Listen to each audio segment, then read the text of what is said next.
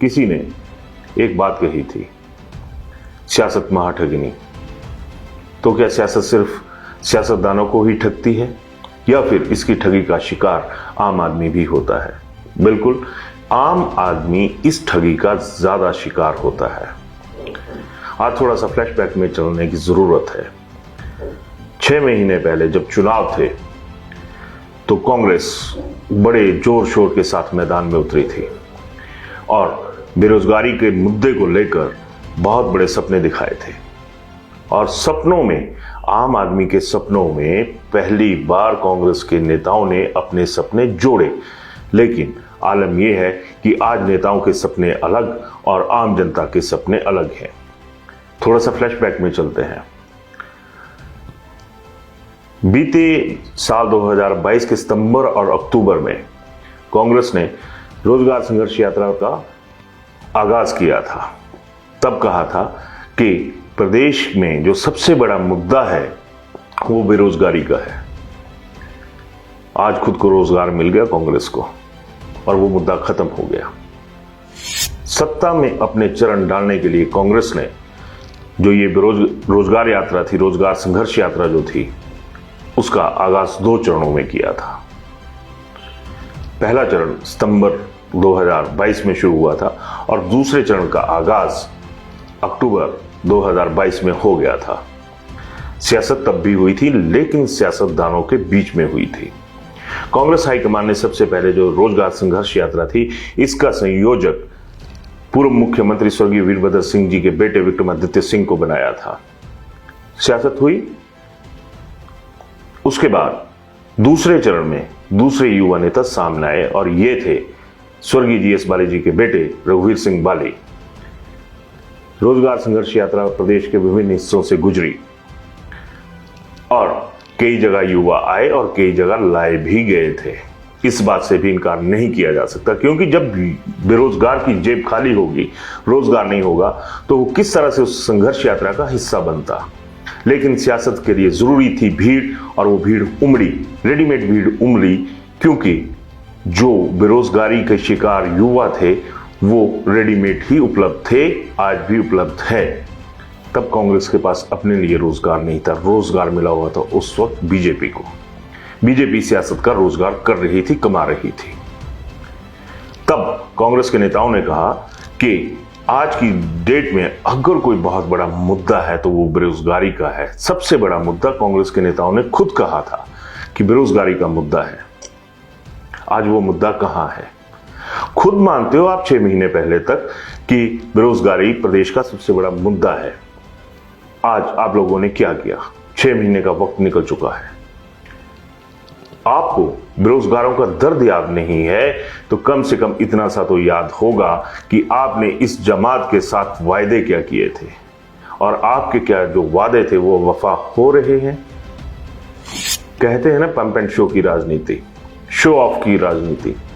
बेरोजगारों के लिए अक्टूबर 2022, सितंबर 2022 में बहुत बड़े पंप एंड शो हुए, मगर ये पॉलिटिकल थे। इसमें जो पॉलिटिकल लोग थे उनका दर्द जो था वो मैं ये कहूं कि वो एक नाटकीय दर्द था, तो कोई उसमें गलत बात नहीं होगी। कांग्रेस के नेता गाड़ियां लेकर, गाड़ियों के काफिले लेकर भागते रहे और अपने पीछे बेरोजगार युवाओं की जो फौज थी उसको भी भगाते रहे। इस भागम भाग में हुआ क्या? जब मंजिल की बात थी तो पूरी दौड़ लगाने के बाद कांग्रेस सत्ता पर काबिज हो गई। बीजेपी सत्ता से बाहर चली गई, क्योंकि उस पर भी ये आरोप लग रहे थे कि वो रोजगार नहीं दे रही है। अगर रोजगार दे रही है तो उसमें धांधलियां हो रही हैं।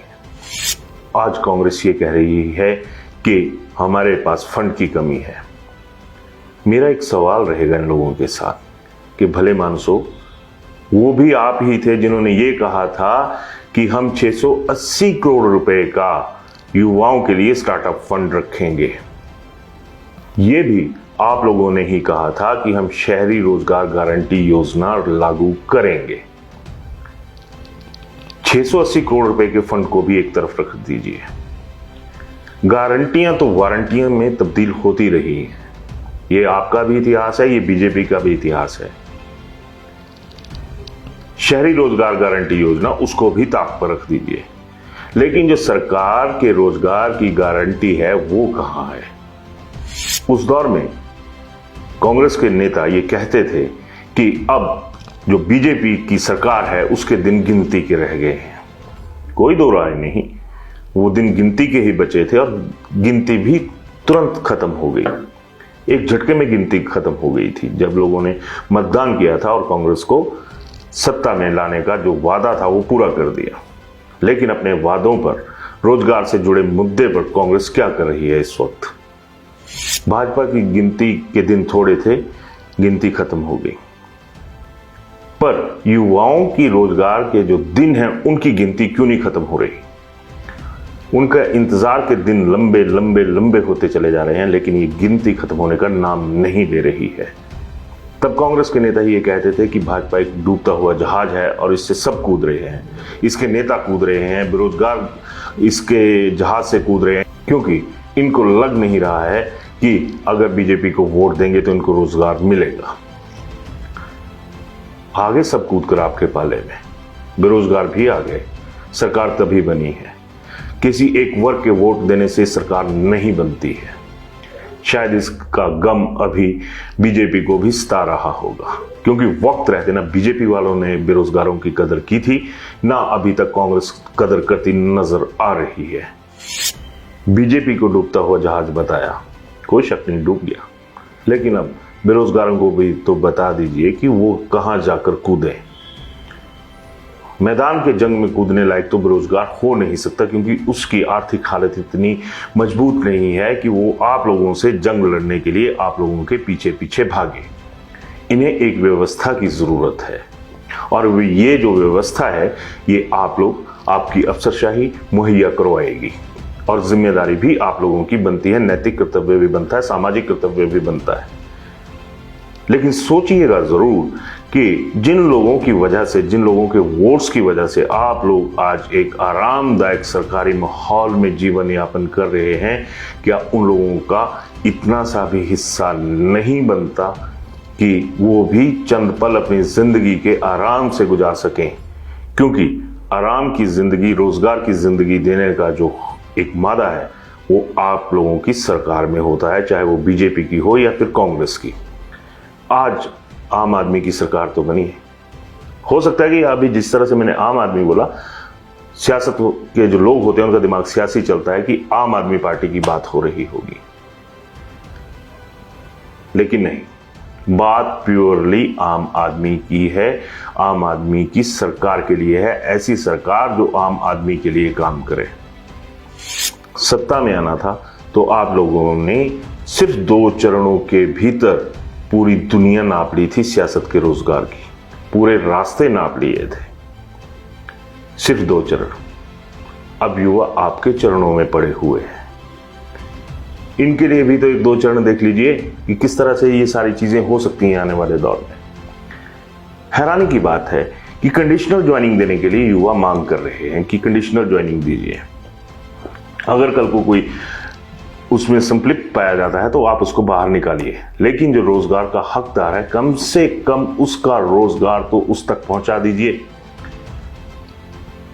ये कोई व्यवस्था नहीं है, चाहे वो कांग्रेस की सरकार है, चाहे वो बीजेपी की सरकार है, तदर्थ आधार पर नियुक्तियां की जाती हैं और कंडीशनल तो हो ही सकती हैं। आपकी सियासत भी जो है आज की डेट में, अगर मंत्रिमंडल विस्तार की बात करूं तो उसमें भी कंडीशनल ही सारा सब कुछ चला हुआ है कि किसी को कोई कंडीशन सूट करती है तो उस आदमी को रख लिया जाए, नहीं सूट करती है तो उसको ना रखा जाए।